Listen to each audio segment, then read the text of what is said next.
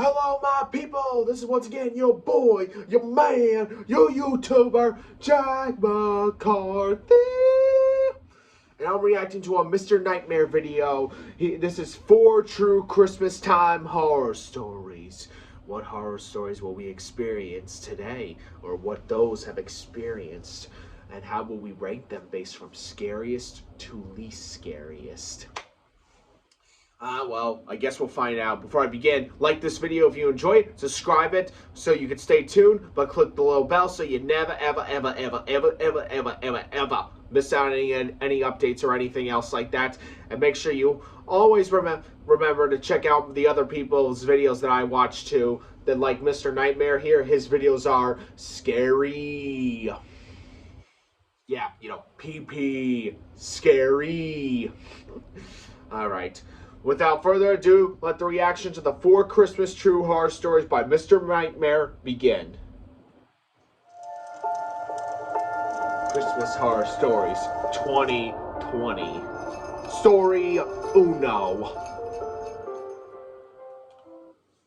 What the? With Facebook. There we go. My dad always loved going crazy with the Christmas lights when I was young. Really? I was an overachiever with it, and I always had to have the most impressive... Sorry about that. Just want to make sure. My dad always loved going crazy with the Christmas lights when I was young. He was an overachiever with it, and I always had to have the most impressive display on the block. The year of 2010 was no exception. He set the lights up on timers so that they'd flash along to certain Christmas songs, which was becoming a popular trend in 2010. We had a bunch of onlookers and people stopped by and take videos. My dad always ate that up. This was on a night where there was a light snowfall, and it was below freezing out, so not the weather a lot of onlookers would want to come and check out the display. There were a couple that we noticed, a woman and then a man. The woman left after a few minutes. The man stayed and admired it. We saw a smile on his face. He stayed for quite some time, actually, and I knew my dad loved that. I guess Eventually it got late, and it started snowing a little heavier, so my dad pulled the plug on the lights for the night. Quite literally pulled the plug. Good call. The lights and music outside stopped, and on that note, that meant the night was approaching its end. Everyone went upstairs to shower or brush their teeth or do whatever they had to do. Yep. I went to my room upstairs and looked out the window, as a curiosity thing to see how many people still had their lights on at this hour. Only a couple houses. But I picked up on more than just that. What do you mean? That man who was admiring the lights was still outside on the sidewalk facing the house, even though all the lights were now off. I called my dad over, a bit confused and concerned. He came to the window with me and looked out. "What do you think he's doing?" I asked. "I don't know," my dad said. We both assumed the guy might be waiting for the lights to turn back on. Either that or he may be loony, or both. Probably. My dad said just lower the blinds and ignore it. He'll go away eventually. I brushed my teeth, got some water, then turned off my light and climbed into bed. I heard the little flakes of snow tapping on the window, a sound I always found very relaxing, but I wasn't relaxed. I was wide awake and curious.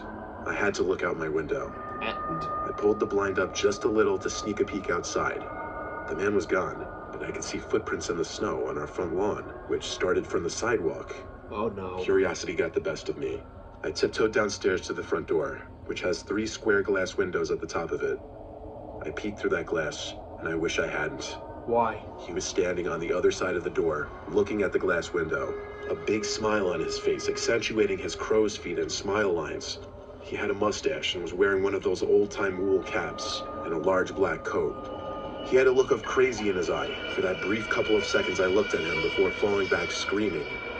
Everyone came out of their rooms in response to my screams. I pulled the front door open for my dad to see. The man wasn't on the stoop anymore, but we saw him quickly walking across the street into the park. My dad, brother, and I all rushed to put on our shoes, skipping the coats so to not waste time. We chased after him by following his footprints into the park.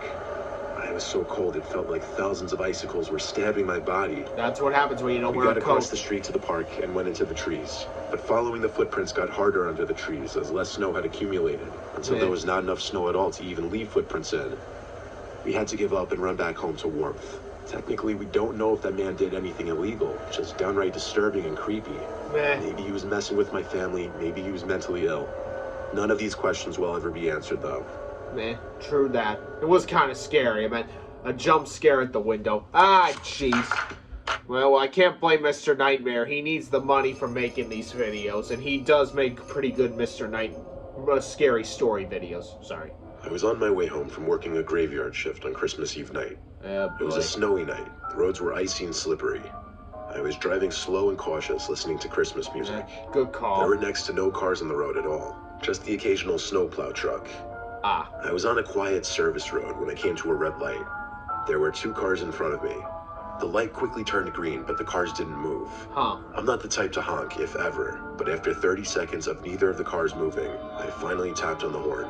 Still nothing. The car in front of me wasn't even honking at the car in front of him. Another 20 seconds passed, and I honked again. I noticed someone on the sidewalk watching this happen. I thought he must be thinking, what an asshole, whoever's in the front car. Maybe. We were sitting there so long now that the light changed to red again. Oh boy. Like I said, I'm not the type to honk, so I'm definitely not the type to get out of my car and confront someone. But this was too much. I was exhausted and wanted to go home. I got out from my car and walked over to the car in front of me, which for the record was still on. Both of them were. When I knocked on the window, I looked inside. The car was empty. I walked to the car in front of it. That's weird. It was empty too. What's going on? There was no way to explain this. 2 running cars blocking a lane. No one inside either of them. No signs of an accident or anything. I was ready to ask that guy on the sidewalk if one of these cars were his. But when I looked in the direction where he was standing, he wasn't there anymore. What? The light turned green. Okay, whatever. I was gonna drive around them on the opposite side of the road and be gone. Good call. So that's what I did. I was way too unsettled to stick around there. A few blocks down, I saw a cop car parked in an empty parking lot. Unfortunately, I missed the entrance, so I started honking my horn and flashing my lights to get his attention, and it worked. He turned his car on and exited the parking lot to pull up behind me on the road. It felt like he was pulling me over, kind of, because he exited his car to walk up to mine. I didn't leave my car as a respect thing, I guess. Yeah. I lowered my window and told him about the 2 weird abandoned cars back there and how they were obstructing traffic. He thanked me and said he'd check it out. Then his attention turned to something in the back seat, and he said, "Why is he laying on the floor like that?" "What?" I said. I turned around and saw a hooded man laying on the floor of my car. I screamed in front of the cop. I stepped out and yelled at the cop that I didn't know him. The cop drew his gun and ordered the guy to step out with his hands raised. He did so. When the man was in handcuffs, I recognized him as the guy standing on the side of the road. It was a setup. The cop called for backup. He shook my hand and told me he'd take care of the rest, and to get home safe, and we wished each other a Merry Christmas. I drove home with a mix of emotions, but that Christmas, all I know is I had a newfound appreciation for police officers. Yep, thank God you got the cop's attention. Who knows what would have happened with the guy in the back seat. Ah, gosh darn it. Sorry. I hate ads. They're, a mother after. I don't want to swear with Christmas coming up. My wife and I live in a duplex in Queens, New York. Last month, 2 upper middle-aged women moved in next door. We never had the chance to greet them the first few days. They seemed very quickly in and out at first. On, say, the 4th day, I caught one of the women carrying a box from her car into her side of the house, so I walked out to finally greet her. Her name is Frances, and she seemed normal enough, but she also seemed like she was in a hurry, so I didn't steal too much of her time. The next day was Christmas Eve, so my wife and I were preparing to host my sister and their families.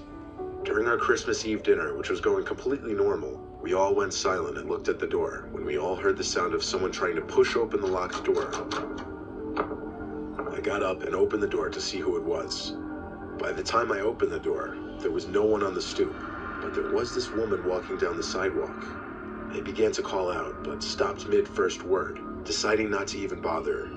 Maybe she had the wrong house, and that's what I said to my family when I sat down. Wrong house. My family all left around 9 that night. After that, the wife and I began our cleanup. I was mid-washing dishes when the front door opened and then shut pretty aggressively. In my head, it could have been my wife or any of my sisters returning because they forgot something.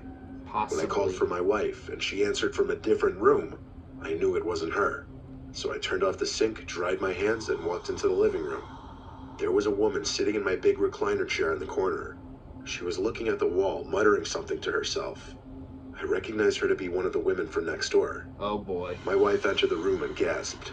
I calmly told the woman she was on the wrong side of the house. Then she looked at me and continued muttering inaudible words. There was clearly some form of dementia. I told my wife to go hurry and knock on the neighbor's door. My wife left and was back with Frances surprisingly quickly. Frances seemed very relieved and grabbed the woman by the arm and pulled her off the chair and out of the house to their side. Frances came back a minute later to apologize and explain that her sister has what's known as sundowning syndrome, a form of dementia in which the symptoms get worse as the day goes on. I asked a question I felt rather important, which was, does she get aggressive at all in this state? I didn't like her answer. She said it's just best to leave her alone later in the day when she starts acting up. I wasn't overly friendly considering I was pretty taken aback by what just happened, but I wasn't rude either. Frances left, and my wife and I just looked at each other with these what the hell just happened looks on our faces. Yeah. Anyway, this time I remembered to lock the door. Good call. The next day we went to my wife's parents' house for Christmas dinner. It was a nice time. We got home late since they live about an hour away, so I'd say we got home around 11. We cuddled up in bed and watched whatever Christmas movie was still on at that point. After that, our Christmas was over, and we cut the TV and went to sleep.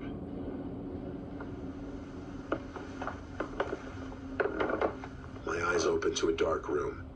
I sensed I had been woken up by a noise. I looked around the room and spotted her walking out of the room and into the hall. Honey, are you okay? Huh?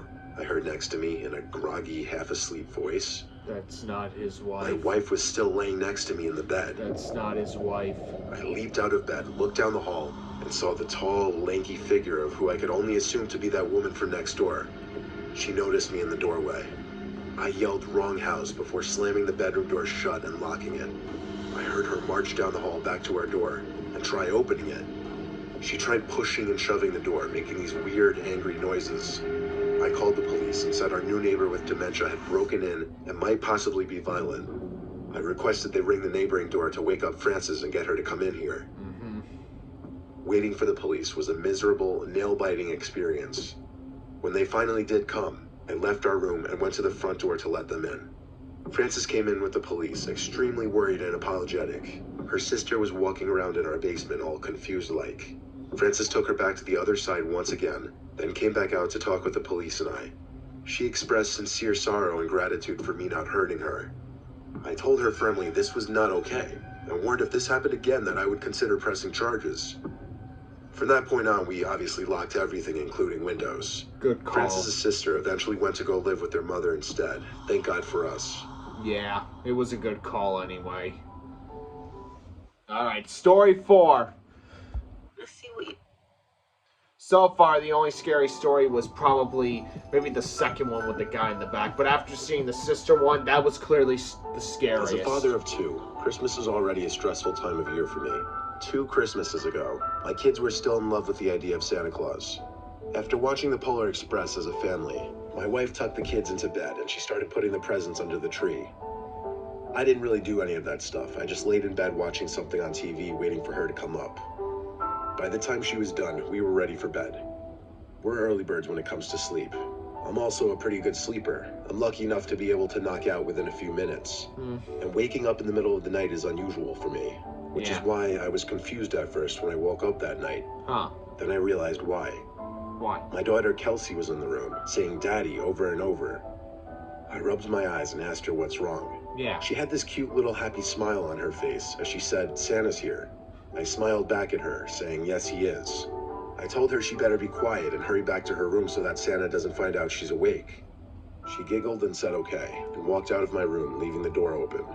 I laid back down and tried to get back to sleep. A couple minutes later, I heard some shuffling around downstairs. I sighed because I knew Kelsey probably went down there to open her presents early, which is what she did the year before. I reluctantly got up and walked towards the stairs. As I started clomping down the stairs, the noises I was hearing ceased. I got to the bottom step and I was in the living room by the tree. The lights on the tree were still on, I guess because it was Christmas Eve night. All the presents seemed to still be there, so Kelsey wasn't going through them after all. Still, I walked around the living room and dining room whispering her name just to see if she was hiding somewhere. I gave up and went back up the stairs. I was about to go to my wife and I's room when I decided I'd step into Kelsey's room just to check if she was in there. And she was. She was sitting up in her bed, wide awake. I asked her why she went downstairs when I told her to go to bed. She whispered excitedly, "It wasn't me. Santa's down there." I tried to begin a sentence, but stuttered, then froze. I ran down the stairs and turned on the lights, looking around the whole house. Then I found that the back door was open. Nobody locked it. Someone had broken into our house on Christmas Eve night, right under our noses, and stole a few of the presents left under the tree, according to my wife. Jeez. The worst part about this is I heard whoever was down there. In fact, my 7-year-old daughter did too. Hell, she even came into my room and basically gave me a warning. It still kills me to this day. Yeah. Damn, someone broke into the house. At least nobody got hurt. It was pretty scary. Let's see. I would rank the third story as probably the scariest for the woman with the dementia thing. The second scariest story would, I don't know, I'm still stuck between the second one about the person in the back car and then the one that broke in the house. I'm probably going to go with the breaking in the house as the second one, and the third one as the guy in the back, and then the creepy guy by the window as the fourth one.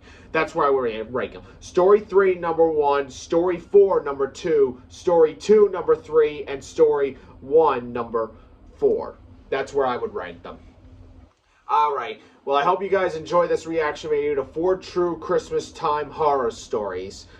Make sure you always like this video, subscribe to the channel, click the little, sorry about that, a little indigestion, click the little bell so you never, ever, ever, ever, ever, ever, ever miss out on any updates or other videos such as this. And make sure you always stay tuned for more videos in the future. I say that's about covers everything. This is Jack McCarthy, signing off. El Bye-o-e.